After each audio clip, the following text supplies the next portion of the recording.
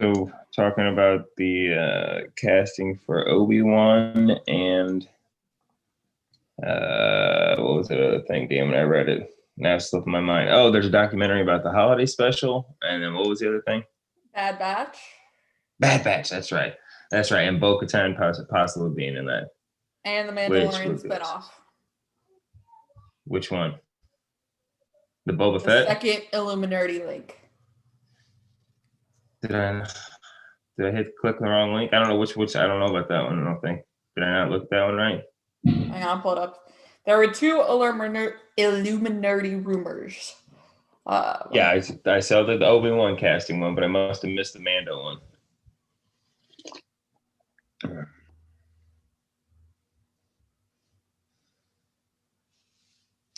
Tweeting the link and then we'll get started. Sure.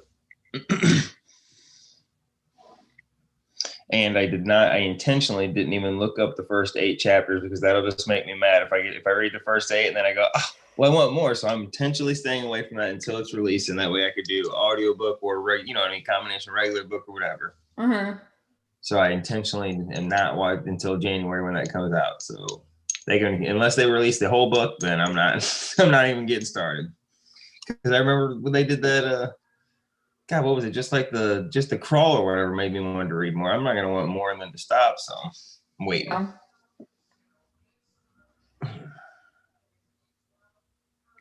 Man, this Friday, I know we still got to talk about last Friday's Mandalorian, but holy shit, this Friday's, I can't wait for it. And it's going to be such a long day for me. It's going to be like a 16-hour day or whatever. It's going to take forever to be able to get to it. Yeah. And then if I'm not too exhausted to watch it, but I can't wait. I'm not going Black Friday shopping, so it's no biggie for me, really. I got to work, and since I got Thursday off, I have to do a double route. I'll have to do Thursday and Friday's route on Friday. So it's going to be a long day. It's going to be a long, long day for me. Greg's in the chat. Greg, how you doing, man? Hello, Gregory. You just listening to Shoot the Shit? Riley. Are you recording? Yeah, because it says we're live, but we're not recording. I was about to. I was getting all the tweets and stuff sent out. Now we're recording podcast magic. I look like shit today. Look at that, Greg. Is that BVS? Oh, wait, wrong show. Greg says he usually saves Mando for Sundays, but this Friday I'm watching it before work. Oh, I'm good, y'all. What's up? We're here to talk about a lot of Star Wars stuff today, Greg. I'm so jealous of the people that are going to get to watch it and stuff, but that will be me. I mean, I'll get to watch it, but it's gonna literally take all day. Yeah. He finished Treason. Nice. And loved it. So he's about to go into Ascendancy? Yeah. Yeah. We got him hooked on the Thrawn train. Oh, yeah. All right. And 3, 2, 1. Hello, everyone, and welcome back to another episode of the Star Wars Alliance Podcast, your home on the Geek Ultimate Alliance Podcast Network for any and all things Star Wars. I'm one of your hosts, Katie Gelshop, and with me, as always, Nathan. Nathan, how are you doing today? Hey, Katie. Hey, fans of a galaxy far, far away. How's everybody doing today? Woo woo. I say everybody, the listeners and Katie. It's been a rough day, but I'm making it. So yeah, it's my first day back from vacation. I get it. I get it. Yeah, I took Friday off, so I know exactly what you mean. So before we get into everything, because we got 4 different news topics to cover today. We've got the Lego Star Wars Holiday Special, and we have the Siege. But before that, as always, Nathan, give us the paperwork spiel, please. Sure. As always, we are part of the Geek Ultimate Alliance Network, where you can find a whole plethora of shows. Everything, and your one-stop shop. There's multiple. It's Monday through Sunday. We got stuff. You got a World's Finest True Believers comic book podcast. You got a Ranger Alliance, a Power Ranger podcast, a DC podcast, a Marvel podcast, Star Wars podcast, a Slice of Film, which takes a look at films of yesteryear with Katie and guest. You got a superhero discussion, which covers animated movies and TV. You've got a weekly comic book show that gives you the latest and greatest in comic books. And then you got Super Civil Servants on Friday night, where it's just like basically the whole network gets together and just shoots the ish, as they say. And think that is about all. We also have a Patreon account where a $1 just helps keep the lanterns charged, or keeps the coaxium and the and the and the motors in this universe. Star Wars keeps our coaxium going, and then there's a $5 tier which gets you exclusive episodes, ad-free episodes, early access to episodes. And while I'm speaking about ads, they said this network is an ad-supported network. We don't get to pick the ads or the volume that they're played at, or how many times they're repeated, or whatever it is. So if you hear something you don't like, sorry, we probably don't like it either. We didn't get to pick it. Just fast forward it. I mean, listen to every second of it. But I think that's all, Katie. We can get down to the news. Well, and Nathan and I will give y'all a warning for ads. We'll do our best to, because we know, prepare yourselves volume. So we know all that ish, as Nathan said. So right. The first topic I think we should dive into is one that's currently relevant. We got some Bad Batch news. Yes. So Jordan Mason from Cinelex reported that we have one mysterious character that's going to be included in the Bad Batch. And that's Bo-Katan, which is interesting because it is. So we've gotten Bo-Katan at different points in her life. We've gotten the Clone Wars, we've gotten Rebels, we've gotten the Mandalorian, and this part will take place between the Clone Wars and Rebels. So it's going to bridge the gap from the Siege of Mandalore, which is where we last saw her when Ahsoka leaves Mandalore, as the Republic still at the time is sieging Mandalore and taking hold of it from Maul and his cronies, to when we see her in Rebels and her and Sabine pass the Darksaber to her, and she becomes the rightful ruler of Mandalore. So there's at least a 15-year gap that we don't know about. Let's just say on the Cheyenne, 15. You know what I mean? So I'm not, like you said, I'm kind of curious, like why Bo-Katan, but like Katie Sackhoff, like whatever. I love her. I love the animated, Bo-Katan. I like her live action. So more of her, I'm totally for it. Like give it to me. I don't know why it would, like you said, would fit in story wise. Like I don't know why they would go to her or how she comes across them. But I'll take it. Like I said, I'm a Clone Wars fan. That's my, the prequel era during the Clone Wars, the Separatist Republic battle, like war. That's one of my favorite timelines. So the characters from there interacting from that same time, like I'm all for it. Yeah. So, I think it's interesting to kind of see if she'll use the Bad Batch as like their mercenary characteristics, which is what's rumored, in the series. A-Team in space. Yeah. Jordan Mason says that that's not the only familiar face that we'll be seeing during that animated show. But he didn't know enough to say more on who else we would be seeing. Who? I mean, I'm trying to think like who we could see. Like, I mean, we could see Ahsoka, but then it's kind of like, okay, she had her hands in literally everything, but just didn't do anything about the Death Star and all that. You know what I mean? Like, believe me, the more Ahsoka, the better for me. But at the same time, we got to be careful, because if you pepper her around in everything except for literally the original trilogy, it's going to be like, oh, she just couldn't. She was in all this other stuff, but didn't even feel compelled to worry about this stuff. So I'm not necessarily saying I wouldn't want to see her. Like Rex coming in because he pulled the chip. Rex, Gregor, Wolf.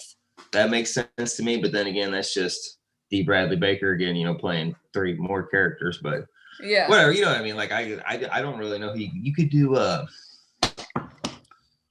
God, what can't I think of his name? Leia's stepfather. The adopted father, Leia's parent. Yeah.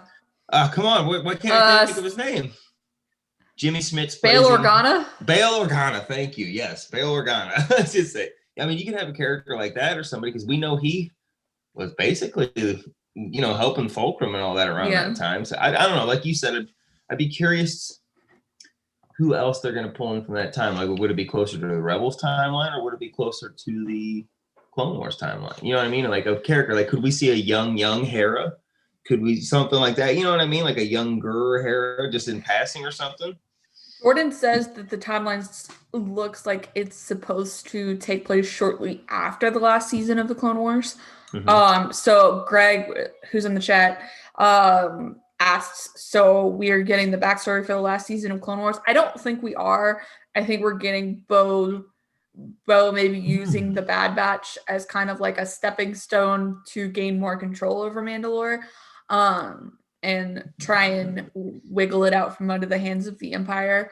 Do we know how long it was? Well, I guess we don't. We only have what Gideon says, and it hasn't been plotted on the timeline, so we don't know how long between the siege of Mandalore and what does Moff Gideon call it? The Night of a Thousand Years. Yeah. So we don't know when that takes. So basically, like we don't know how. Was it, did Bo-Katan have, let's just say after Revenge of the Sith, did she have 10 years on the planet before the night? Did she have 5 years? Did she have 15? You know what I mean? Like how long before the Empire stripped the planet and rained tears down or whatever? Well, so remember we have Bo in charge of Mandalore at the end of Clone Wars. And then we get to Rebels and the Empire's in control and Bo is trying to get back control. Mm-hmm. That's what I mean. How long did she have? Because it's 20 years from Revenge of the Sith to New Hope, and Rebels is like 5 years before that. So literally, that's what I mean. Did she run it for 10 years before they took it? Is it 15? You know what I mean? Like, did she only have it for 5? Did she only hold it for a year? Was that the first thing that Palpatine did? Was once he formed the Galactic Empire and put stormtroopers, did he immediately take control of Mandalore for the armor for his Star Destroyers and for his, I think the Night of 1,000 Tears is after Rebels. Oh, I think it's part of Operation Cinder. Oh, well, because he gets the Darksaber from her. Okay, no, you're right. You're right. That would make a lot more sense. Okay, yeah, that would make a lot more sense. Because you just look at it and because Bo has it at the end of Rebels, so how else does she lose it? To him especially, yeah, you're right. I wasn't even thinking. Well, because the Darksaber, Bo doesn't even end up with the Darksaber at the end of Clone Wars. It's not until Rebels that she gets that. So that's my idea. Hell, I don't care. Like, I wasn't. Of all the animated series, or however you say that they could have announced, like me and you have been screaming from the rooftop about filling in that sequel trilogy gap. But either way, like it wasn't something I was super excited for. But you know me, I love the way they do animation stuff, and I love the clones. So I got a feeling I'm gonna end up liking it more than I would thought. But it's still weird to me that they went, we're gonna do another Bad Batch. These weird freaks that basically have superpowers in the Star Wars universe. Yep, we're gonna tell their story. Yeah, you know what I mean. It's just weird. Yeah, it's definitely something I'm gonna have to give a couple watches, but it doesn't sound like my big cup of tea. So, and to me, what Star Wars needs to do is go in the direction of the High Republic, where they're developing characters. You have some small Easter eggs that big fans of A Galaxy Far, Far Away will notice, like in I think it's Claudia Gray's book, or no, I'm sorry, it's Justina Ireland's book. We have Santa Staros's Santa's in it? You didn't tell me Santa was in it? Santa's like ancestor. That's what I'm saying. Santa's ancestor? So it's old Chris Carroll instead of Chris Kringle? Like, I'm just fucking with you, Kate. It sounds like you're saying Santa. I said Santa. I know. Greg asked, in a fight, who would you want to have your back, Mandalorians or Chiss? I'm thinking Mandalorians. I'm thinking Mandos too. I'm thinking I'm thinking so.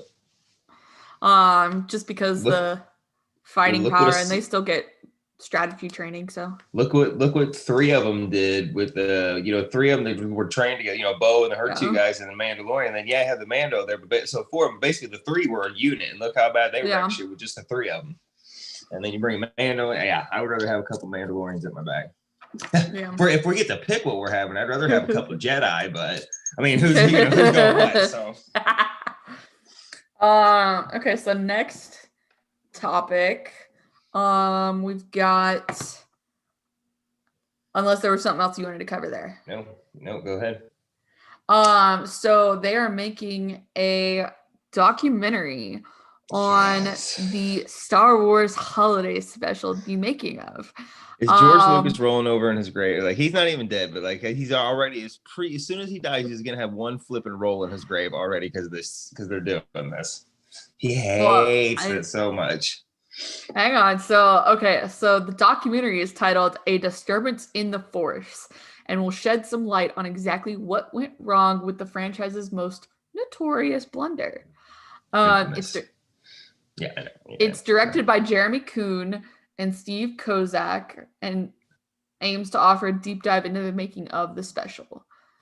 Kuhn told IO9 that he and Kozak interviewed a variety of crew members who worked on the project and aimed to provide greater context to the special beyond just discussing its negative reception.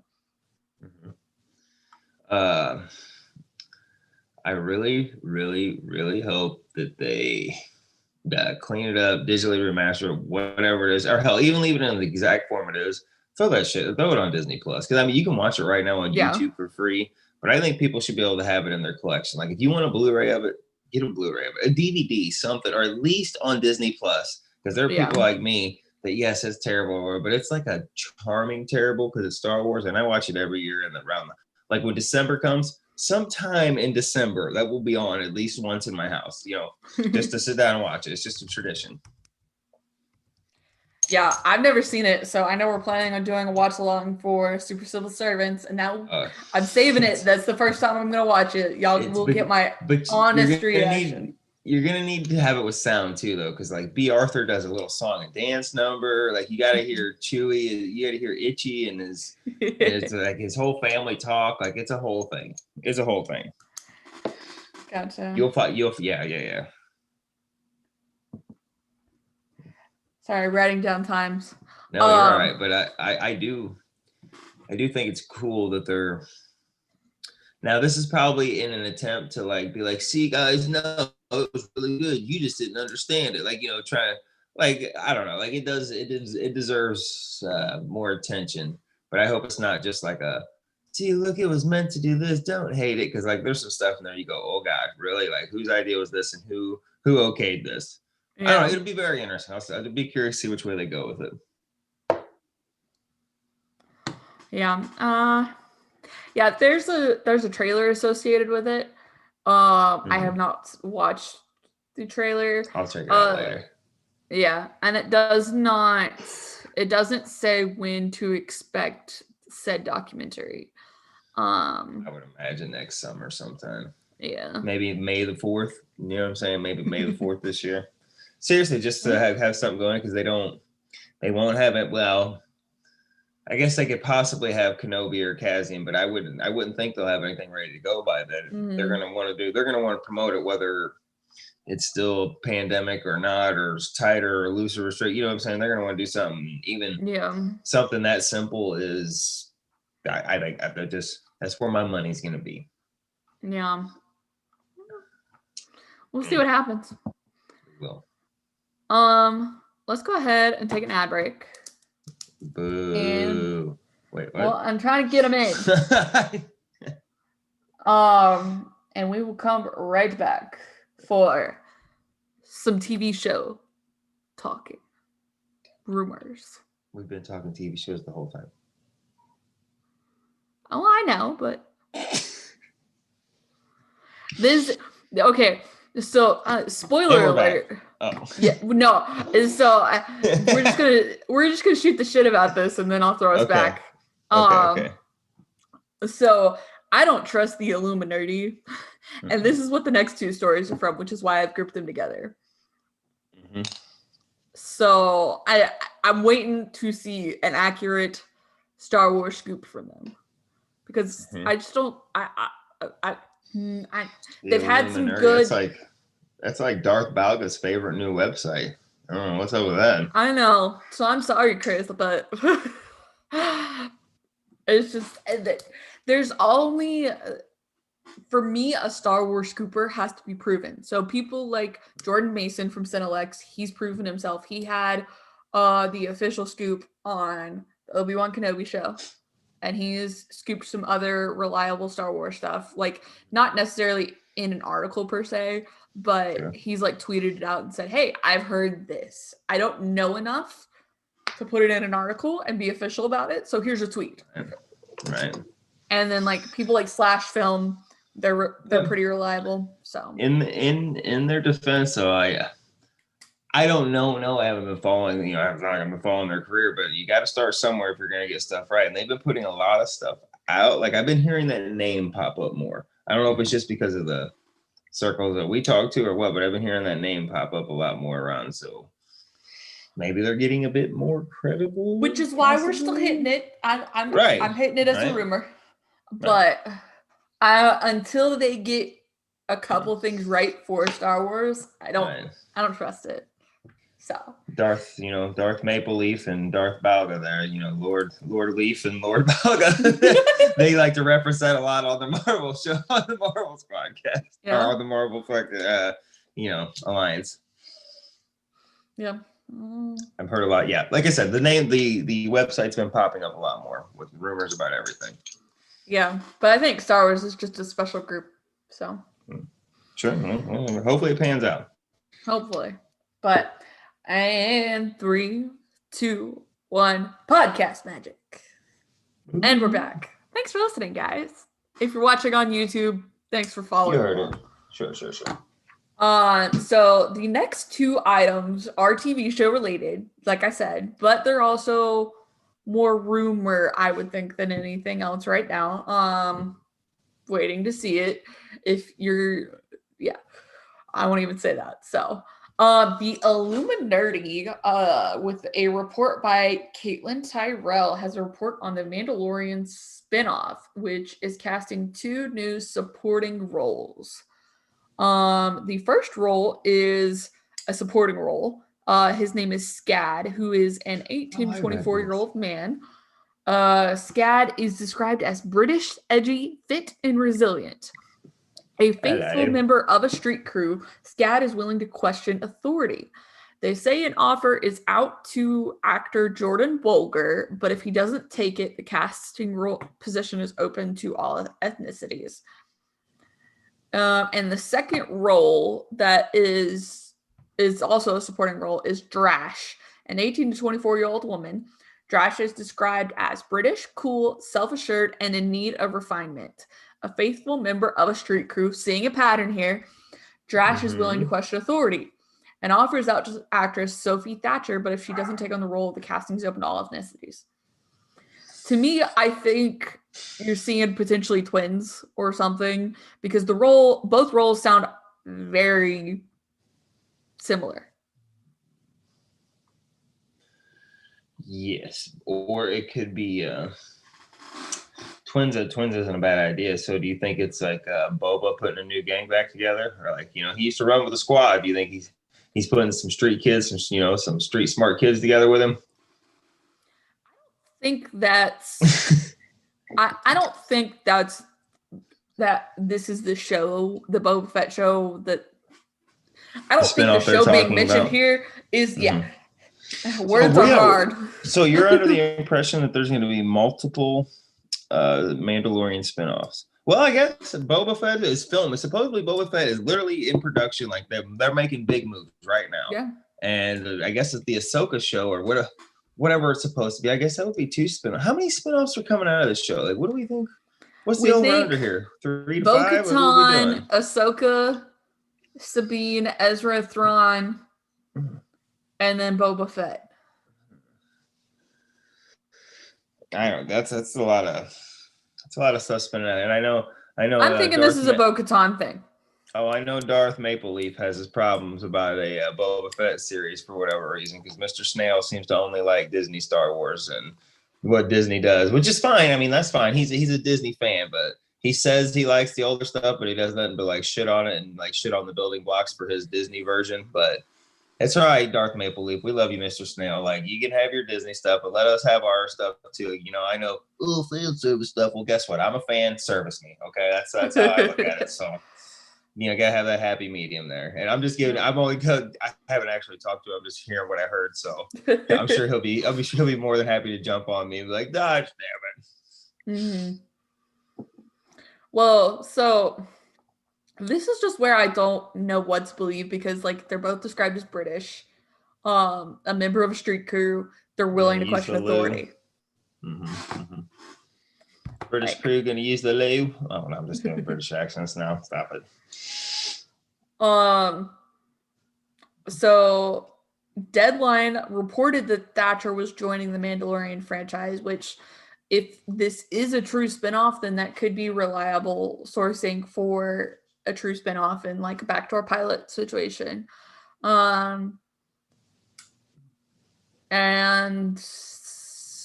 Jordan Bolger, I don't know. I saw the pictures of the two people that they wanted for them. I don't think I've seen either, or they didn't ring any bells to me at first glance on them, so I'm not sure if I've seen anything. I didn't look up their body of work. But I mean, whatever. I mean, let's see. Give them a chance. Can't be any worse than Resistance. Thatcher's in Prospect, The Exorcist, and Chicago Med. Jordan Bolger is known for his roles in the television series Peaky Blinder and The 100, and he's also in the Tom and Jerry film that's coming up. I love Tom and Jerry.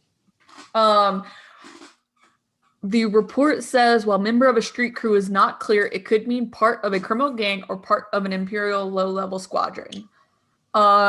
Considering Star Wars history, British could indicate that the characters are part of the Empire, but not necessarily the case since a number of other Star Wars characters have British accents and are not Imperials. Kira. Do you Obi-Wan. Do you think it could be? Remember, there was the rumor, and I don't know how much it was supposed to be. Kind of like Darth Maul was going to be a connecting thread between some of these series and like an underworld series. Do you think with the description of these street kids, maybe they're moving forward on like one of the maybe one of the Mandalorian spinoffs is like an underworld? You know what I mean? Like the bad guys, like would be your Jabbas and your other crime boss, crime lords and stuff going on. I don't know. Like there's been a heavy rumor about an underworld series, like for lack of a better word, and the criminal muck down there. Do you think maybe that could be? Could that be it, or does it? You think it's for Obi-Wan or for not Obi-Wan, but goddamn, what was I gonna say? Cassian Andor. Not the Ahsoka, but what's the other one we were? Oh, like both. Cassian Andor. Yeah, Cassian. Yeah. So I mean, I don't know. It would fit Cassian also. It would really fit for that show. It says the premise of the Mandalorian spinoff is that grammar is totally incorrect, but okay. The premise is unclear at this time. But there have been rumors of Boba Fett, Cara Dune spinoff, which has been debunked.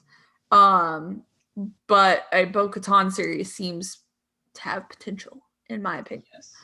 But the Cara Dune spinoff was supposedly teaming up Cara Dune and Bo-Katan. So. Should have been weird, but I would have watched. It would have been strange, but I'd have been there just to see that dynamic.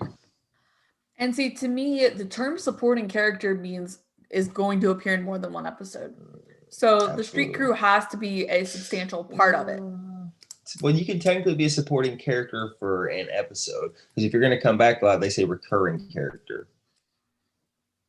True. I'm just saying, for whatever it's worth, I'm not a TV guy, but I've heard that lingo before in terms of that stuff. Yeah. I'm sure somebody out there's correct. I guess that was more of thinking like film. So. Yeah.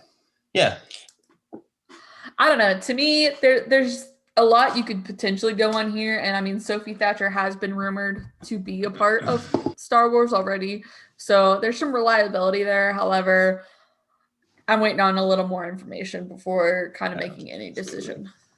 Absolutely. The next rumor from Illuminati is some casting specs for the Obi-Wan TV series with a mysterious co-lead and 3 supporting roles. Dun, dun, dun. And the plot thickens. Mm-hmm. So there's 4 roles listed. The first one is Riley, aka Eve, female, 20 to 25, co-lead, a female, Black Indigenous person of color, potential, whose character details are being kept under wraps. Tia, a female in her 30s, supporting, Black Indigenous person of color, requested. Harold, who's a male, is in his late 20s to 30s, supporting a quirky comedic male. And then the last one is Bella, a female who's in her 40s, for a supporting role, and they're looking for a Latinx person there. So Obi-Wan's surrounded by all these ladies. You think he's going to be swinging his lightsaber, or is he going to still be a Jedi? Like, what are we thinking out here? I don't know. I'm very curious about it, and I know you get to feel it. Like, I wish we knew more. Like, even the basics of plot structure. You know, of like Obi-Wan's it's gonna be this time period. You know what I mean? Like, if we had it nailed down, it's like 3 years after Revenge. Because I'm so curious. Like, and I know it's just gonna be a miniseries, but like, what are we doing? Like, what are all these people? Like, now in my head, I'm going, okay, are these new are these new Empire people? Is like, is the co-lead, is that the first one they asked, is that going to be like who's hunting him down because she's got a lead on him? Is that going to be like his ally out there outrunning the Empire? Like, I just wish I knew. Or is it like, I don't know. I don't know what to think about this series and like what they're casting. I have because I don't know what we're gonna do. You know what I mean? Like, what direction are we gonna take? How close is it to Revenge of the Sith? How close is it to A New Hope? How old is Luke in this situation? Well, and kind of what you're looking at here is a lot of people had thought, okay, it's mainly going to be flashbacks. Maybe there's a hunt on him, like with Captain Cody or something. And maybe he gets poisoned and there's a lot of flashbacks involved. Like the Satine voice actress has stated, oh, I'm available for a flashback role if you're looking for one. So, and she looks like Satine. So it could be possible. She does. And which is still possible with this Riley character involved. I just meant like what it says code, like technically she could be in every episode. The villain. Well, she could be the villain technically, yeah, and be the co-lead. You know what I mean? Like, it could technically be, you know what I mean? It could be like we follow Obi-Wan's perspective, and then we could flip over to her as like the villain. Or like you said, it could be like the first episode, he's got to go on whatever mission, and he runs into her because she's got a fast ship, and like they get into the muck together. Or you know what I mean? Like, is she an unwilling participant? Do they get stuck together by the Force or just random chance? Like, I'm just so curious. Like. Once I just have a basic premise, I'll start filling it out because I can go, oh, that character sounds like she's going to be the bad guy, or it's good. The comedic guy is going to be, Obi-Wan's like, you know what I mean? Like little friend that's an Ewok that follows or whatever, you know what I mean? If I just had any kind of structure or any kind of just nuggets of what the basic plot was, I'd be able to. Right now, I'm just excited they're actually making moves on it other than rewriting the script. So if this is actually happening, this is great news because how many starts and stops do we had, or starts and redos because we wanted to redo scripts or change the episode count, or they had this or that. You know what I mean? I'm just glad this sounds like there's actual progression. So let's go. Well, and the casting list states that 3 actresses have received callbacks for the lead position of Riley.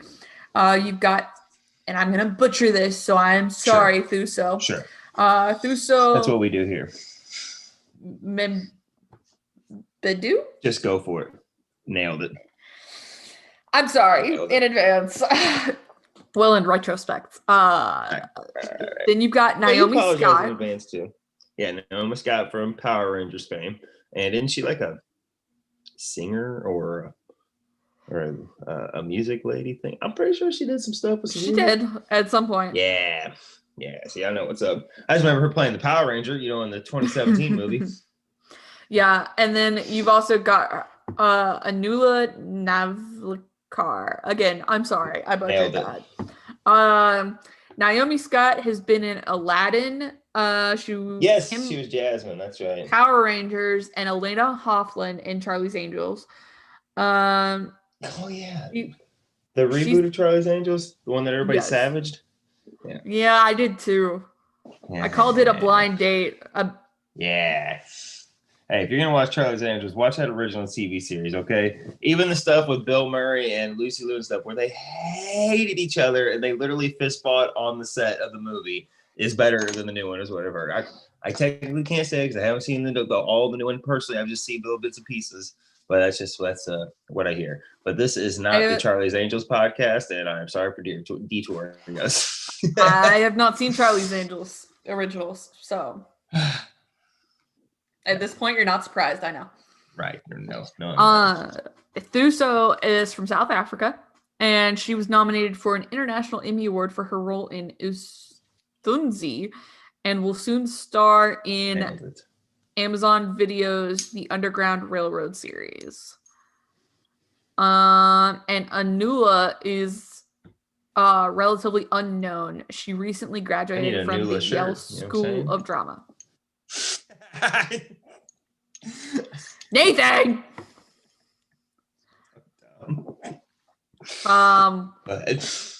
So their theories are hard to say considering the airtight secrecy surrounding the project, but they theorize that Riley is perhaps another Mandalorian warrior, given the critical success of Mandalorian, or maybe Riley is a Jedi survivor of Order 66 who finds Obi-Wan.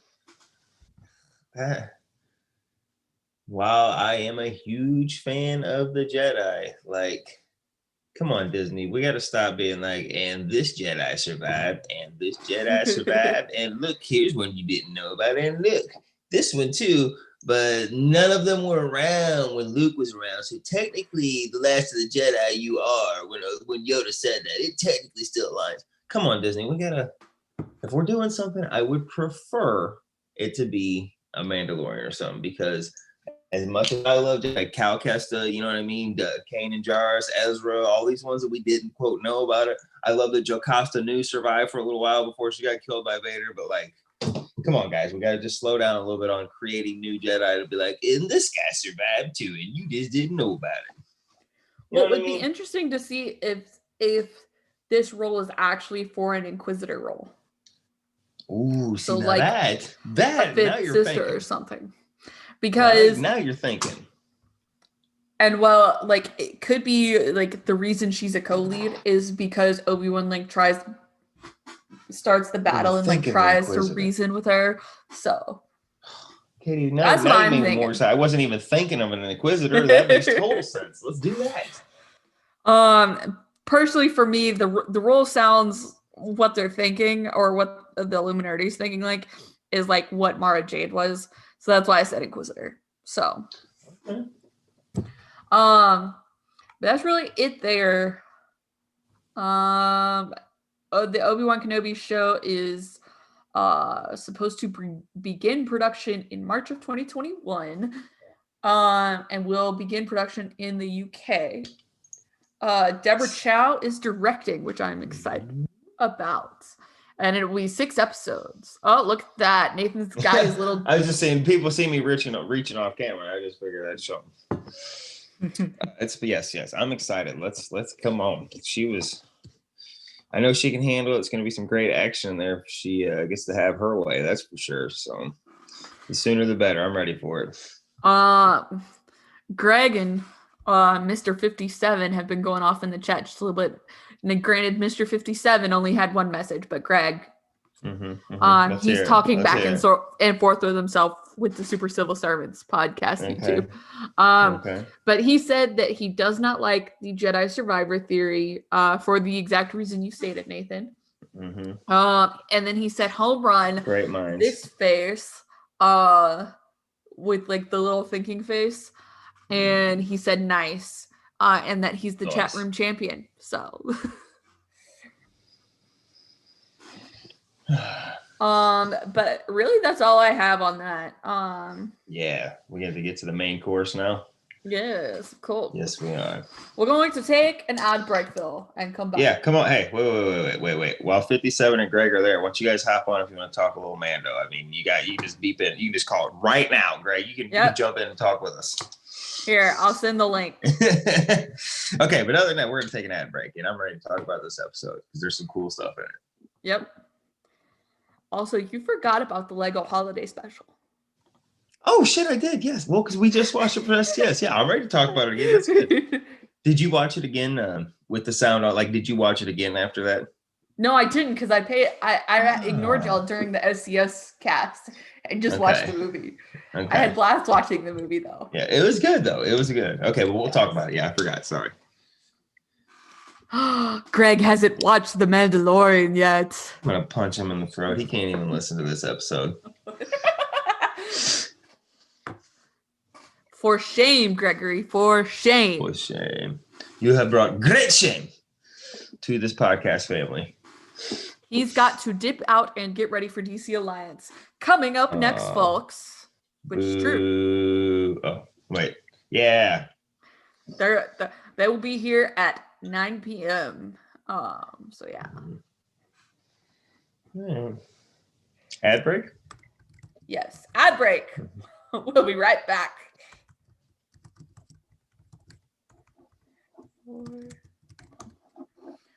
And 3, 2, 1. Greg says he was busy finishing Thrawn. Treason, to be specific. He did that at work. I don't want to hear his lying gobbledygook. He's not listening to that at home. That was at work while he's delivering mail. Liar face. Greg,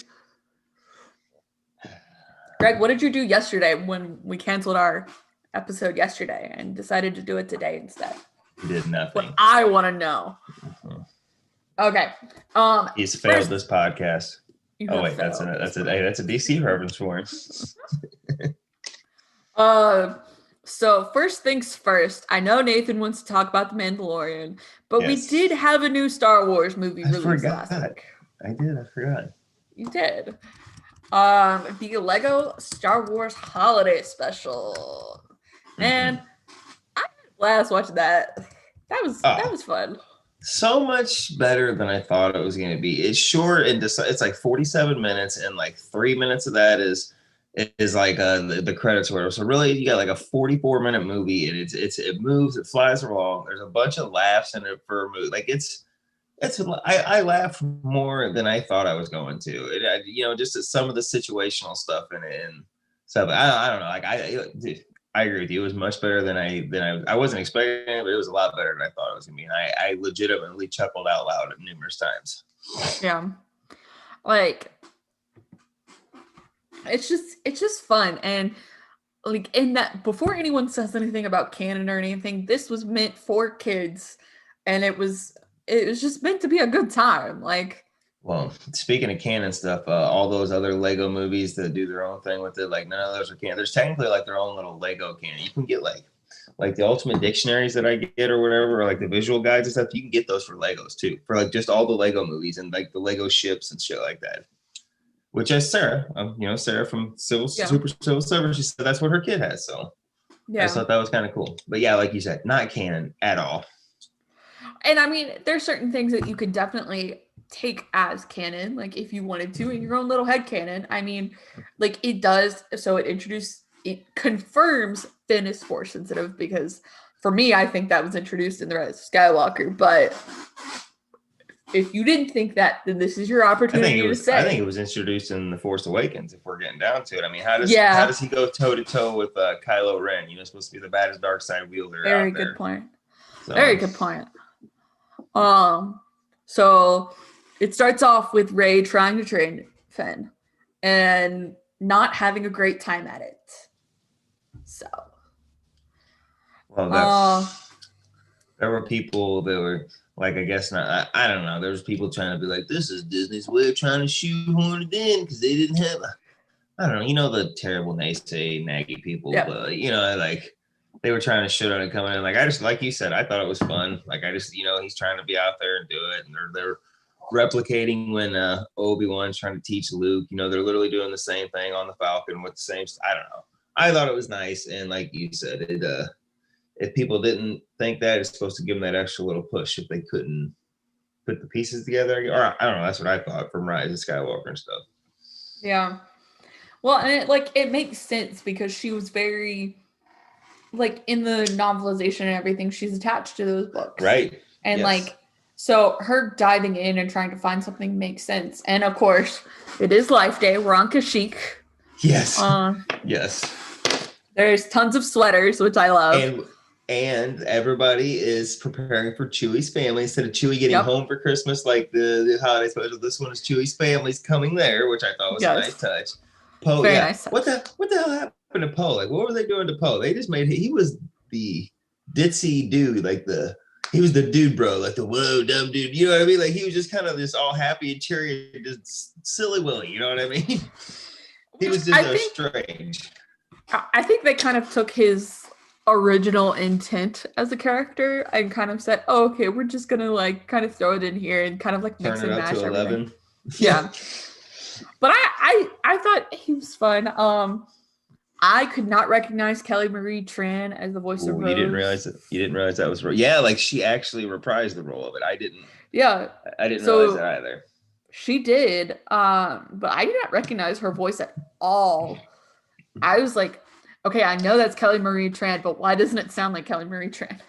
Hey, and you know what? Good for her from not being shied away from the character. I know she was contractually obligated. Well, there was probably the option for her to come back in Rise of Skywalker and whatever. But this one wasn't. This was them asking and her coming back to the role. And good for her for not letting a bunch of assholes, whatever problems I have with The Last Jedi or her character, it's not Kelly Marie Tran's fault as a person or whatever. Mm-hmm. But what I'm getting at is like she took a lot of shit for no reason. You know what I mean? She was just doing her job. But what I'm getting at is like I'm glad that she's not shied away from the character or Star Wars in general and that she came back to do this. So that's just I feel like that's a good positive thing to take, especially for the hit she took for no goddamn reason. When The Last Jedi came out. Exactly. Like this was great. Yeah. Even though I couldn't recognize her voice. No, but still, but like the whole movie was just feel good though, and like I just like those extra little nuggets in there, just little cherry on the top of it, Because like you've got the tip yip, which apparently is one of the foods they serve at Galaxy's Edge. Yes. It's Endorian chicken. Anthony Daniels reprises his role as C-3PO, which shocker, he's basically in everything. Yeah. Wasn't there Billy D. Williams? Yes, Billy D. Williams did. Yeah, which awesome. More Lando, the better. Mm-hmm. I love his scene when we get there when they're trading presents. He says, "Ooh, please be a cake. Please be a cake." But he pulls it out. It's a cake. It's a wrap. Yeah. Admiral Akbar person over there. Yeah. Going, it's a wrap. Yes. Yeah. I think that was his son. I think that was supposed to be Junior Akbar because he's supposed to be I don't know. Maybe that's true. I think it was supposed to be Junior Akbar. Well, I wonder if that was also a shot at Rian Johnson or the critiques of during The Last Jedi when apparently they had him go, "It's a wrap" in the costume. I don't know. I probably read way too much into it. No, but... and the guy, because I heard the guy say that like he didn't want to do that, but they kind of did it and they were laughing. I don't. Yeah. That's a whole thing too. That's a whole thing. But I didn't even think of that until you said that. But now that you say that, I bet you it was to be like because they poked fun at shirtless Kylo. Oh, absolutely! I love that. That was my favorite part. Like Hux is going, "My God, I can't stop staring," and he keeps talking to it like that. Yeah, that was hilarious. Yep. Which like that was perfect humor, and especially in this Lego movie, like it worked so good. I loved when we got to the Emperor. Like the Emperor is one of my favorite characters in this whole holiday special. He's freaking hilarious. And I know like I'm skipping over a little bit of stuff, but I'm just kind of jumping around because I implore people if they haven't seen it, go watch it because especially if you have kids. Like I said, you got 45 minutes. It's a good movie you can watch with the kids. And if you're a Star Wars fan, you're definitely going to laugh. But yeah, like Vader and the Emperor are hilarious. It really kind of showcases like people nowadays. It has a good message because it showcases how much pressure people can face trying to do the right thing. And then how crazy you'll go down a path finding a solution only to find out that it was right in front of you the entire time. Well, I don't know. What's that thing called Rey finds that like she basically, basically like her sling ring to get around and stuff. Like, yeah, like you said, it was kind of like a janky premise, but it was still hilarious, especially once she actually starts time jumping and like starts causing causing a muck. You know, when she goes to the different time. I love when she drops in on Obi-Wan and Anakin, where Anakin's like, I haven't seen it. He's got the flowers in his hand or whatever. She's like, oh god, that's hilarious. I thought that was a good one. Yes, it was Vader telling the Emperor, he's like, we should name it Starkiller Base. And the Emperor goes, that's a stupid name. And when he meets Kylo, he goes, we built a base called Starkiller. I love that. I wish I would have thought of it. And Vader's in the back goes, hey. I don't know. There's a bunch of great moments in it. It's hilarious. Yeah. But again, like Nathan said, go watch it. It's 45 minutes. Yeah, you got that. Like I said, especially if you have kids in your Star Wars, like it's just you'll catch all the super funny stuff and they'll be good. And like they keep bringing people through there, and you get there's 3 different Obi-Wans, and they all 3 hello there, and and you got old Harrison Ford, Han Solo, and then you got young old Aaron Reich, and they're both shooting first to Greedo. So I don't know, it's hilarious. There's a bunch of little fun nods because they get the Hans look at each other and says, who wants to shoot first? We're both going to shoot first, or whatever he says. I can't be good, but yeah, they both shoot. It's hilarious. Vader seeing Vader and teaming up. Like I said, there's a lot of good stuff in there. And like Katie said, Kylo, they even make fun of the helmet being done and stuff because the Emperor's like, he goes, do you have a lightsaber? And he shows him Kylo's crossguard lightsaber. And he goes, oh, you've got a cool lightsaber. And he says, you dress it all black. And he says, if only you had a helmet. And he's like, I had a helmet until I broke it. He's like, everyone fixes it and makes it all clear. Yeah, it's hilarious. And he's like, my perfect apprentice. And Vader's in the back just with his head down. I'm telling you guys, the Emperor's the best part of the movie, I think. He plays it. They play him hilarious. Like he's my favorite part. Yeah, exactly. I don't really have anything else. No, I don't have anything else here. Like I said, it's only 45 minutes, guys. I mean, we basically walked you through the whole movie, but there's a bunch of good little, like I said, funny ha-ha moments. Go check it out. Definitely. There's only so much you can talk about, but it's 6:48. I had planned to take another ad break it's 7:00 now. We took an ad break at 6:48. I had intended to take another ad break, but steamroll. We'll just dive right into it. Steamroll. He can put an ad at the end of the show or something. It'd be all right. Steamroll it. Chapter 12 of The Mandalorian. The Siege. So go ahead, Katie. Yep, go ahead. I want to hear. First things first, I did not think the script was great in this one.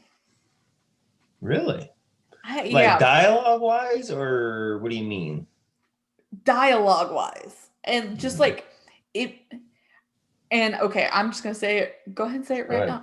Gina Carano looked stiff as hell in this episode.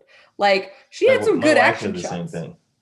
But she looked stiff. And I think that combined with some other, like, it just kind of threw me off. She's got to stop with the smile. That's the smile that says, like you and I would have, where me and you are on set and go, "Oh my god, I can't believe I'm on a Star Wars set." Like you are supposed to be this character. Like your smile. Like I'm not saying Cara Dune's got to be like this hard looking badass. Like she can smile, she can whatever. But like, it's like Gina Carano's really smiling. Like, oh my god, I'm playing Cara Dune in Star Wars, and that's the smile you're seeing. You know what I mean? Like I get to do this. And like like it's.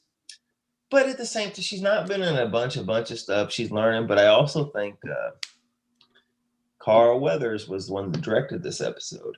And I really think he did a lot more improv. Because like when he grabs the baby from Mando and he starts like talking to it and yesing it, this and that, I think that was all improv. And I think he just kind of let things go on. You know what I mean? If she wanted to do something a little different, go ahead. I like the episode, and maybe that's the just episode me had thinking a lot too much of great. About it. The episode had a lot of great shots, and like the action in it was really well done. Like, apparently, I saw something that said Carl Weathers agreed to come back as Grief Karga for the second season if they let him direct an episode. Which I'm like, he did fantastic. I don't have any problems with this. Let's go. So let him direct another one next year if he makes it out. That's one to get him to come back. The more Carl Weathers, the better. You know what I mean? Yeah, exactly. An actor's actor. So I think it's a well-directed episode. But the script doesn't do it for me in most of the beginning.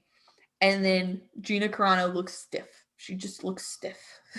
Well, what do you think about, this was episode 4. And every single episode has been show up somewhere. I'm looking for the Jedi. Well, I'll send you to somebody if you help me get rid of, if you help me do this. So then the first one was the crate dragon or whatever. And then the second one was get her to the thing. We ran into the spiders, and then it kind of went into the third episode. So I consider those kind of like one episode. You know what I mean? Yeah. Because it was all fall. And then this episode, it was show up here, and it's, oh, hey, yeah, you will do that. But I'm going to need you to help me clear out the last of the Imperial remnants or whatever. And by like that little base that they had, like bravo for that design and stuff, because it looked empire-y, you know what I mean? Like just that little outside built it. I just thought aesthetically it looked like something you would have saw in the original trilogy. So I just thought that was a cool touch and look to it. Yep. Before I forget, what was your one-word reaction to this episode? Interesting. I was literally going to say the same thing. Yeah, interesting. We only had one response for this one. Joe Gennaro, who's a host on Ranger Alliance and Comic Book Rundown, he said explodey, and his girlfriend said sci-fi. So I'm sticking with my interesting, even though you said interesting too, because I'm just like there's minds. Yeah, exactly. That's why we're co-hosts. we're both a part of the Jedi Council here. We know, you don't get to be a council member without thinking, kind of on the same lines. Yes, exactly. Right. So the set design on the Imperial holdout was very well done, like you said. Yeah. It's interesting that they thought it was a military base, when in all reality, it was a lab. A lab. Well, I just want to say, like, also about if we're talking about design or whatever, like when we got inside the base, that felt like a Star Destroyer or the Death Star. Like it had the glossy hallways, the pill-shaped lights, which you never really noticed. Like I never really noticed that until somebody else pointed it out. And now, like, that feels Imperial to me when you see those white little pill-shaped, the longer ones, and you go through them shiny hall. Like it felt Imperial immediately. And it's for the Empire supposedly being gone for like 5 years. Like you can tell Gideon has kept this facility going, and just along with his stormtroopers in spotless condition. Like the inside of this place was spotless. Like this was still a fully functioning thing. And Grief Karga and them thought it was there's only what's he telling Mando? Oh, there's only like a couple guys hold out here, and we want them the hell out of here. You know what I mean? And it's basically a fully stocked, even with Gideon not on site, like it's still a fully functioning, like you said, lab. Like they're fully charging and going, and they got, well, God, how many stormtroopers did we see? At least they got at least a battalion in there protecting this lab. Yeah. Or my best guess or whatever. Which I think is, like I said, interesting, and especially when we make it in the facility and we start seeing what the hell is happening in there.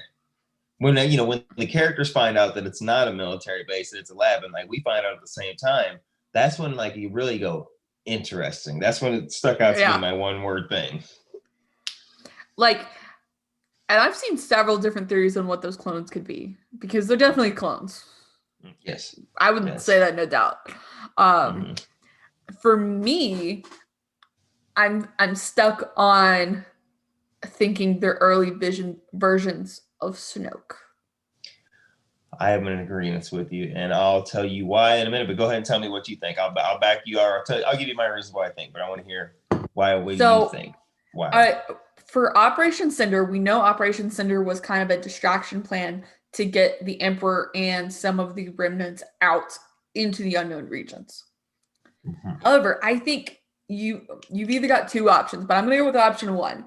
Moff Gideon was left behind purposefully by the Emperor to continue on with the resources needed from main civilization in lab areas. Okay.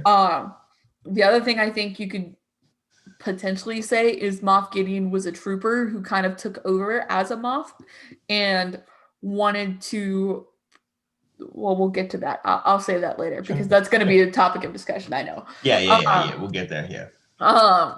So that's two options, but I don't know why Gideon would be cloning people, or unless he was directed so by the Emperor.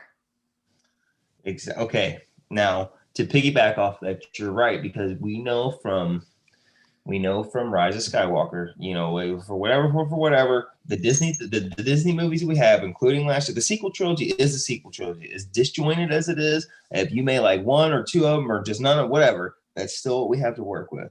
And we know Dave Filoni is the goddamn mastermind of weaving things together to make, like, look how he made people like Attack of the Clones better and the Clone Wars in general before Revenge of the Sith with the Clone Wars. Now, here's my theory is, well, okay, like you said, Operation Cinder was distractions, and he had his most loyal get his first clone body or whatever they took his essence and put it in, the one that was crippling fast, like you said, took his closest loyalist friends out there and his zealots or whatever that were praying to keep his dark side energy. I am in agreement with you that I think Gideon is a part of that deep inner circle. You know what I mean? Like, you got the Emperor, Vader, and then his real tight little inner circle. And then everybody else is expendable or whatever, Yeah. But I agree with you. And I think he is either been to Exegol in direct contact with the clone bodies that keep deteriorating or whatever for the Emperor, I think he's had direct contact with Exegol, and his job is to create things. And like, what's the Emperor say? I created Snoke. And we saw the pickled Snokes, and like what you said, I took it because me and my wife watched it again before we recorded while I was eating dinner. Like, I was hurrying up eating and like kind of watching in the background. And when it got to that point, I paused and I got up and walked. And there's one shot where they focus, and if you pause it, you can see the head of it.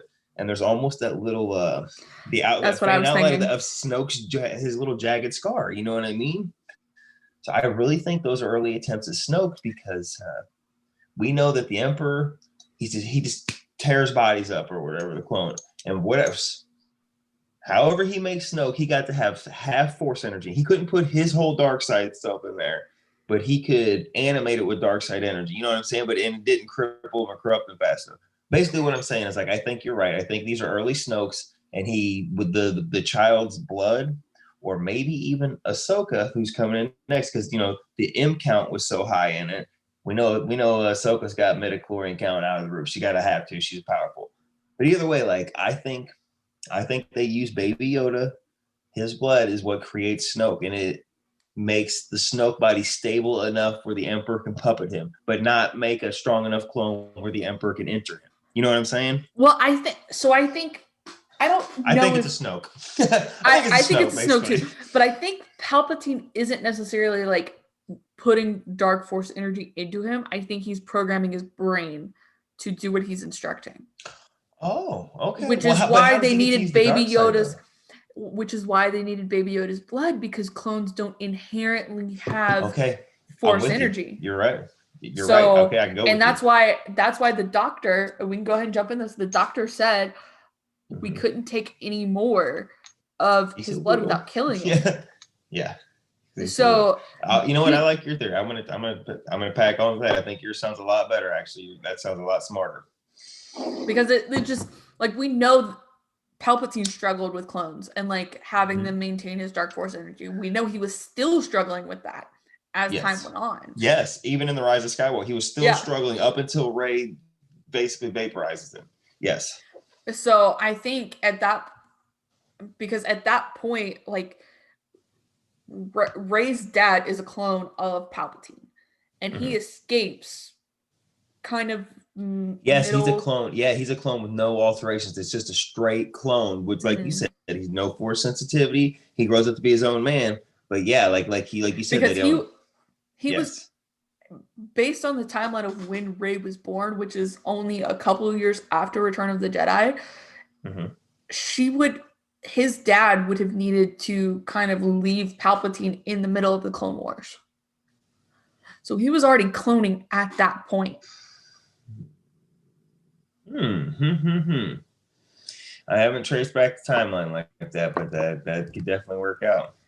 Oh, but look, okay. Basically, I'm in agreement with you. I think those are early versions of Snoke, and I think my own little spin on that is I think they're going to use Baby Yoda's blood to be able to make Snoke's body sustain or be able to channel the dark side. And then, like you said, I like what you said, that the Emperor is just kind of literally programming him and puppeting him. So But I think that they're going to have to use Baby Yoda's blood because of the midichlorian count, which I know that's a bad word, people. And I like how they were cutesy about it. And he said, oh, he's got a high M count. Come on. We all know what you're talking about. They're midichlorians. But I just think, I think his blood will be helped to make Snoke be able to channel the Force. Wait, okay. So I Googled Rey's father because I wanted to look at the timeline. However, so they now have an article on Wikipedia, which is called a strand cast. And I remember, what is this? Queel Din says he's not a Djarin strand and cast. Yeah, I Queel think says it might he's not be a a strand cast. I don't think it was engineered. Mm-hmm. And so, okay, so I'm going to read you this because I find this incredibly interesting. During the New Republic era, an Imperial base on the planet Navarro contained a secret laboratory of strand cast created by Dr. Pershing, which I think is the that's the guy with doctor. That's the glasses doctor. Yes. Yeah. The hologram this week. The strand casts were the result of Pershing's failed efforts to infuse test subjects with blood samples containing a high midichlorian count. The scientist required the original donor, a mysterious alien foundling known as the Child, in order to continue the experiment. The Sith Eternal, a cult that served the reborn Sith Lord Darth Sidious, engineered various strand casts on the distant world of Exegol, including Supreme Leader Snoke and Rey's father. Whereas Snoke was a genetic strand cast who possessed a powerful connection to the Force, the father of Rey was an ordinary human despite being cloned from Sidious's template. His daughter was nonetheless Force-sensitive through her birth as a scion of the Palpatine bloodline. It would make sense because even if we're going with your theory that clones can't have Force sensitivity, and I know the Jedi most of the time come from their father, but even though his ordinary clone went out and he couldn't have the Force, but he got with another female who wasn't engineered. You know what I'm saying? So that's where the Force blood could come in. You know what I mean? So that would make Rey be able to have it. I could see it all working. Now, whether or not Lucasfilm, the story group, Disney, whatever they think that way, but in my head, it makes sense like that. Yeah. So, in the context of the Strandcast conversation in The Mandalorian, Queel was an Ugnaught who worked in the gene farms, which I didn't understand that at the time. He thought that the child looked evolved and too ugly to be a genetic construct. Yeah. Yeah, like I said, I remember him saying that. I do like that it's already, the terminology Strandcast has already been, you know what I mean? Not so much clone, so that way they can separate it from their Clone Wars and the cloning stuff. Like Strandcast, that's a difference, which makes it sound like it's completely not that clones aren't engineered, but you know what I mean? Just kind of like a little way to differentiate those, I guess. Yeah. And so they've altered Rey's father's Wikipedia, which obviously that makes sense. Last time I looked at this was probably right after the Rise of Skywalker. Right. So he was born after 4 ABY on Exegol. Okay. So, I was trying to read anything else that might be interesting.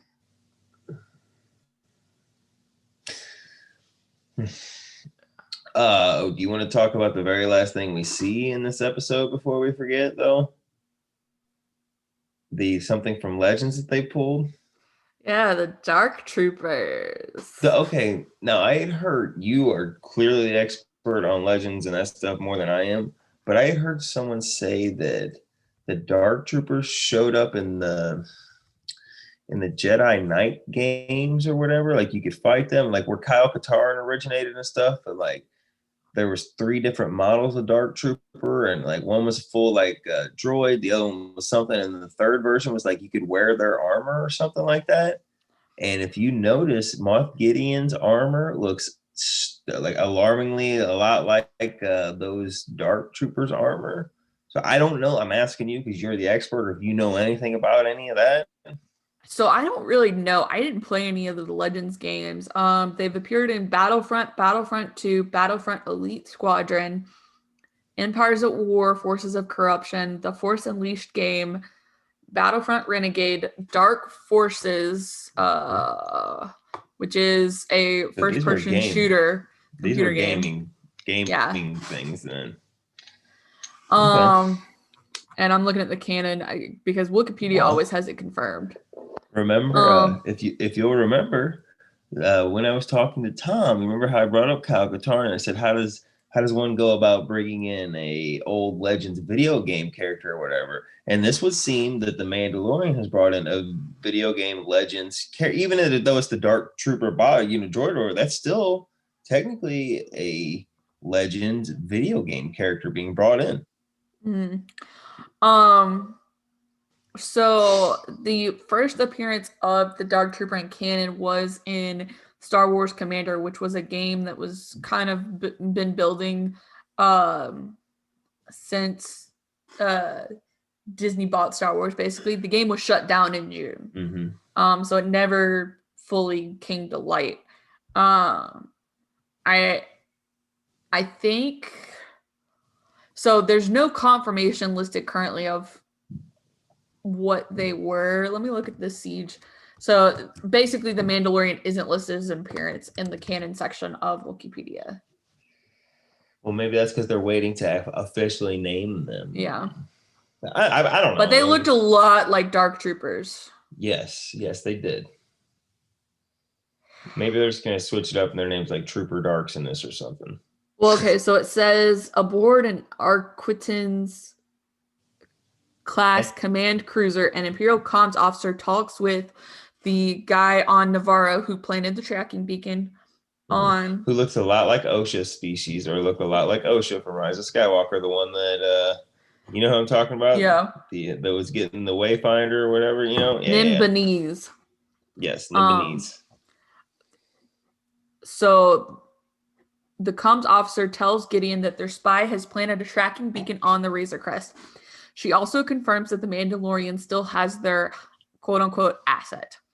Gideon vows to be ready as he turns to gaze at rows of dark troopers who remain in stasis. So they have a different article. They have Dark Trooper, Gideon's Imperial Remnant. The black armored troopers were equipped with tubes, chest control panels, and special helmets, and were stationed aboard the Arquitens class commander cruiser. Yeah. Okay, so I'm not gonna lie. When they pan out, you see the stars and you see the nose of that ship come in. I said, "Is that an F Star Destroyer?" Like I thought for sure I was getting my Star Destroyer, and then it went out, and I was like, "Oh man!" I was like, "Well, all right, it's better than none." But I was really hoping that'd be my Star Destroyer that was pulling out. I know. I told you, I was like, oh, Nathan was right, and then he wasn't right. So, the other fun facts about this episode is we do have Jean's guy. Yes. I know. I saw it. There's Jean's Gate. Yeah, Jean's Gate. I know. It's like the Starbucks cup for Game of Thrones. Like, come on. Get your shit together, Carl Weathers. Oh wait, and every editor and everybody else that watched that was like, "Yeah, this is great." Yep. We do have an IG-11 statue in Navarro, and yeah, somebody pointed that out to me and then I texted that to you because I just thought that was really cool. If you look in the background, there's an IG-11 statue there, which is awesome. Yep. And then the other thing that kind of was confirmed here in the continuity spectrum is the lesson where Baby Yoda steals the macaroons from that one student. The protocol droid in that lesson is actually confirming the canon map that was developed by Pablo Hidalgo in the visual dictionary for The Force Awakens. So just kind of confirming how Star Wars as a galaxy is set up. So. What? You've never looked at like a map. I don't want Pablo Hidalgo being the one that tells me how the galaxy's set up. I'm going to need Mr. Notorious GL to come out there and swing his big flannel around and tell me how it is because, I mean, love you, Pablo, but come on, you ain't George Lucas. Stop it. You don't get to tell me where my inner and outer rim are, okay? I need GL to tell me that. The biggest thing is George Lucas never set up a map. So Legend set up a map. I would have never noticed. I would have never noticed that if you wouldn't have told me that. But now I want to go back and like look at that picture just to look at it. Well, because it's got stuff like the Corellian Front, the Hydian Way, all of which have been mentioned in several books. So. Yes. I'm trying to think if there's anything else. We saw Blue Guy again, the Mithril. Yeah, his name Mithril. Yeah. Which I liked him better this time than I did in his first appearance. Yeah, he was better. I liked the speeder bike chase because the speeder that was awesome. Those were right out of Return. Like I said, the stormtroopers looked great. Moff Gideon looked intimidating as always. I'm ready to see what he's got going. Next week's episode titled The Jedi, written and directed by supposedly titled Filoni. The Jedi. It's written and directed by Dave Filoni. If they call it The Jedi, it would not surprise me a bit. The thing is I saw like what the title was rumored for chapter 12, and that wasn't right either. So just keep that in mind. Either way, Ahsoka's coming, and I can't wait. And the episode's an hour long, I think. Is that what somebody said? 58 minutes. We know we're gonna see Ahsoka chop at least one Dark Trooper's head off, right? They're droids. Like they're gonna let her just mow them things down. And this is gonna be awesome. Well, and Lauren Marie Kim was actually Costco Reeves' stunt double. So she was actually in chapter 11, and she did the fight sequences for Ahsoka in season 7.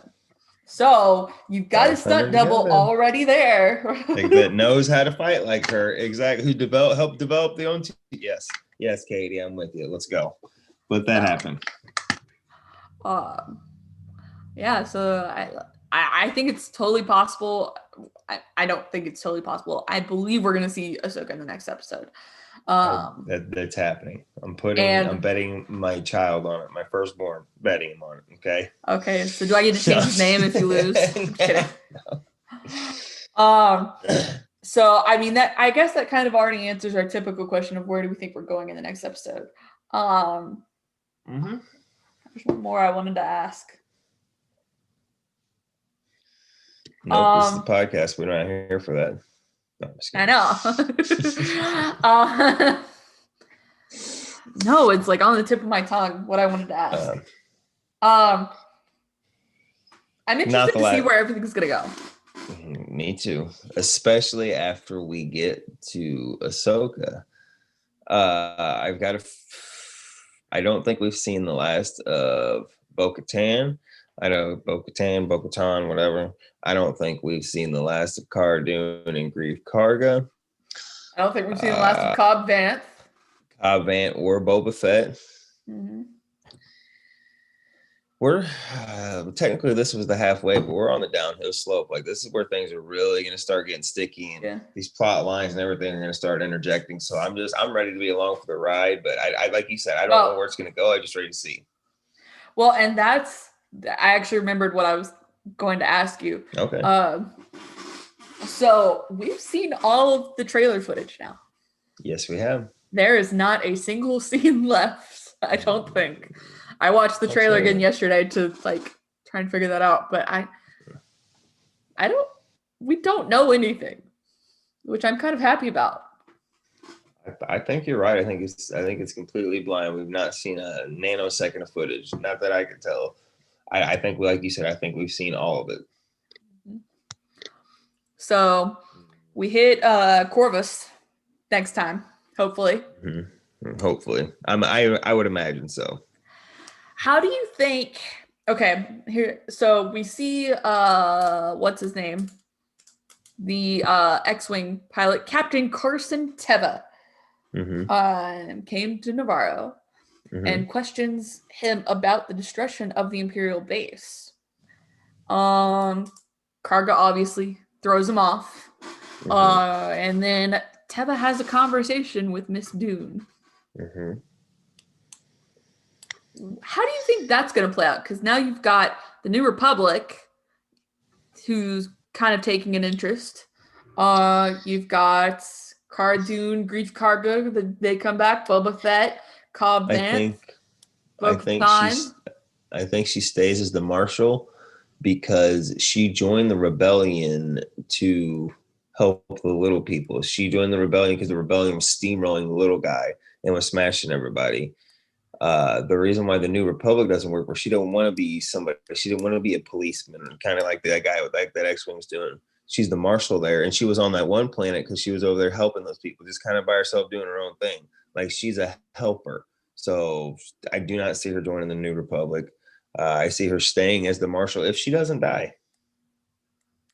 Well, more of what I was going towards is, okay, do you think Teb is going to keep popping up in the next couple episodes, and then we could the final episode. So the final episode. Yes, I got snippy with you. Don't look at me like that. So the final episode, instead of being maybe a climactic scene with Gideon, are we going to see Din Djarin carted off in a New Republic prison?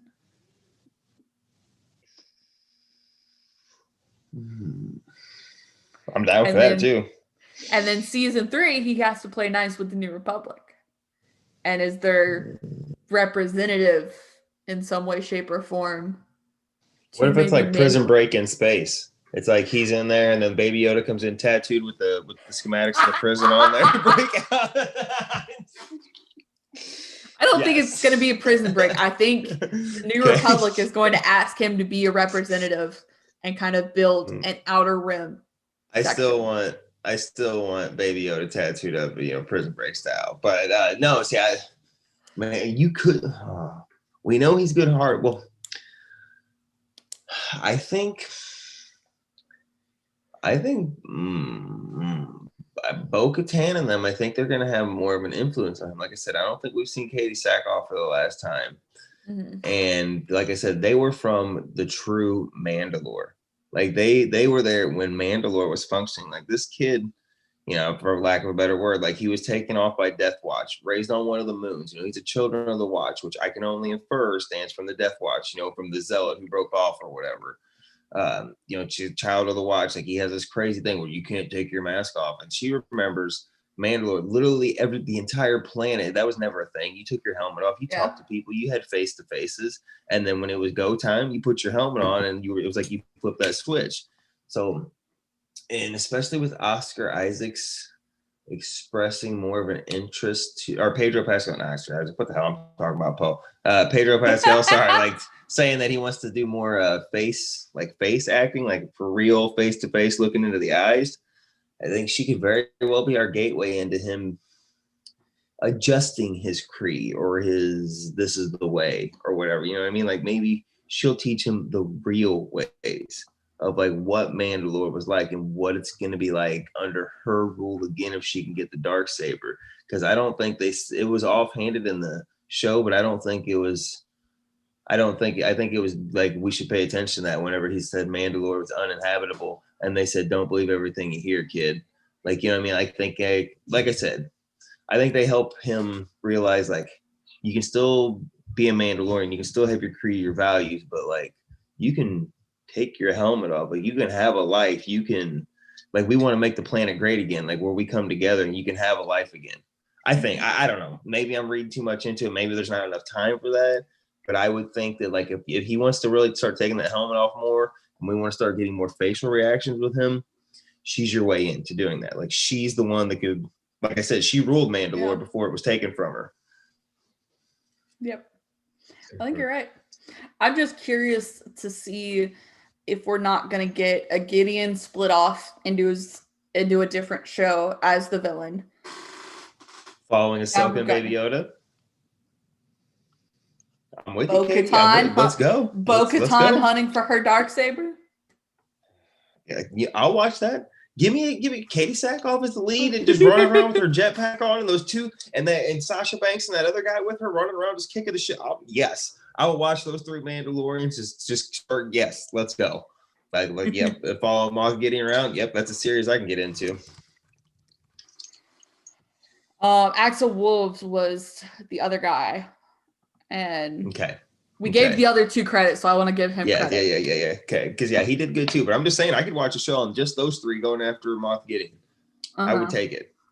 But then again, if I'm being honest, I don't think there's one character that I've seen in both seasons so far, or like one subplot line that I wouldn't mind going back to. Like I'd go back and check on the village that they beat the chicken walker in, just to see how them people are doing. I'll go back and check out Cobb Vanth at most Pogos or whatever. I'll go back and see Amy Sedeka's character with her bomb droids again, just to fix the Mando ship again, just because she was cool. We can go back to the calamari place. Like there's literally not a subplot or place. Like I'm ready to go back to those prison ships and find out, where he Batman the shit out of them guys last year, and put them in there. Like there's not a subplot or something that are characters that I wouldn't mind following again. And I think that's exactly what Star Wars is. Because if you remember A New Hope and shit, people, there was books and novels on every single person in the cantina because they were so interesting. And I think Mandalorian falls in that footsteps where literally any character where you look around, I go, hey, I want to know what that guy's doing. I want to R5 coming back with a new fixed up motivator. How the hell did that happen? You know what I mean? Like stuff like that. Frog Lady and Dr. Mandible appearing in season 1 and coming back. Yeah, exactly. So that's exactly. Axe Wolves was played by Simon Cassianides. Okay. Butchered name again. I'm 3 for 3. Right. Yeah, that's all right. That's right. I think that's all I have, really. That's all I got, though. I'm ready for this Friday's episode. It's going to be a long day work-wise for me. It's going to be an even longer day to get to the Mandalorian, and I will be ripping and roaring and ready to go to talk about it Sunday morning. And I know Darth Balga has already said that he's throwing his lightsaber in the ring and will be there to join and be here on the episode with us. Yep. So that's going to be a big episode. We will be here live and in person for Mando in the morning, 10 a.m. Eastern Standard Time, right here on Geek Versus YouTube channel. Nathan, I know people don't know where to find you. You're here, right Sunday mornings. You're here Sunday mornings. And the occasional, like live segment he chooses to make an appearance on, whether it be DC, whether it be Super Civil Servants, Well, yeah, I got to be on the DC show. I got to be on Star Wars, DC, and Marvel last week because I was on vacation. That was right. I didn't know what to do with myself. So you can find me here, of course, but you can also find me on Twitter at KegelStrap13. You can find this show on Twitter at Star Wars Alliance without the A in the Wars. And you can feel free to shoot us a review. Any questions you have, send us your one-word review, reaction, feelings to the new Mandalorian episode. I'm quite interested to see what people have to say. So you can definitely drop that to Twitter. You don't even have to find the message that I send directly, just at Star Wars Alliance and say, hey, this was my one-word reaction to chapter 13 is next. Right. My lucky number. If it's just a picture of his lightsaber slowly igniting, we'll get what you're saying. We understand. Yeah. We understand. We got you. We're picking up what you're throwing down. Just tell us your reactions because, like I said, especially with this episode coming up, I got a feeling. I don't want to get myself overpumped. I just got a feeling it's going to be a barn burner, and I got a feeling that people are going to be like, "What?" Yep. I don't know. I'm hoping that's how I am anyway. So definitely do that. My other show is Slice of Film. That you can find on Twitter at Slice of Film 1. If you are feeling up to it, leave us a review, leave us a rating on your favorite podcatcher. It greatly helps put the show. We greatly appreciate it, and it helps put the show into the eyes of other viewers, the ears of other listeners. Right. So, and hey, tell us what we're doing wrong and we'll listen. Sure. Or maybe we won't, but who knows? Constructive criticism is great. If you're just gonna bitch, F off. I mean, we'll take that too. Yep. My next show will actually be World's Finest True Believers, where I'm actually covering a Star Wars comic book with Chris next week. Nice. That I was excited to. I'm not telling you, you gotta have to listen. Vader, huh? Vader from 2017, Charles Soule, wasn't it? Yeah, whatever. Look at her face, guys. I caught her. I will give you a hint. It's not a canon comic book. Ah, man. All right. So I look forward to that is listening. next Monday. We will be here live and in person next Sunday, and then next Thursday This you will hear Sunday. this Sunday. You're right. Mhm, This Sunday it'll be us. Monday, World's Finest True Believers. Go check that out. And then next Thursday is Slice of Films Week, and that will be a slice of Superman the movie. So make sure you go check that out. Curious to see or hear your hot takes after going through the Batman quadrilogy with your whatever the hell you call it for some, you know what I mean, other movies. That episode with a major Superman fan, so he did not have any like gasps in his reactions. So, all right. Well, I look forward to it. That's what they call in the biz a tease. yes, it is. But on that note, folks, have a good day or night, whatever time of day you're listening or watching, and we'll see y'all Sunday. Bye, guys.